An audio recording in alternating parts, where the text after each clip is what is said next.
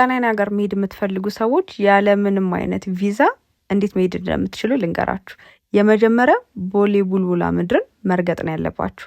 ምክንያቱም ልክ እዛ እንደደረሳችሁ ሶማ ሬስቶራንትና ካፌን ስለምታገኙት የጣሊያን ሬስቶራንት ስለሆነ እዛ ሳትሄዱ እዚሁ ኤክስፒሪየንስ ማድረግ ስለምትችሉ ቪዛ አያስፈልጋችሁም። ውጪውን እዩት እንዴት እንደሚያምር። ማታ ላይ ደግሞ ቫይቡን በቃ ሳሉት።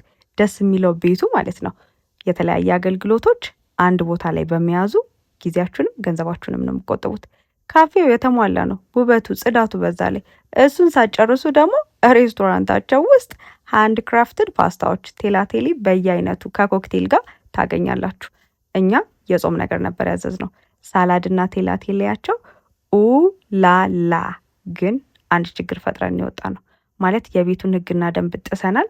ለዛም ደግሞ የጣሊያን አምላክ ይቅር በለን ብለናል።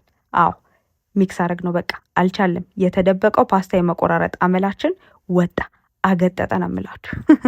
ሳህኑን ማለት ነው ማጠብ አያስፈልግም ብለን ጽድት አድርገኗል። እናንተ ግን ሂዱና ኤክስፒሪየንስ አድርጉት።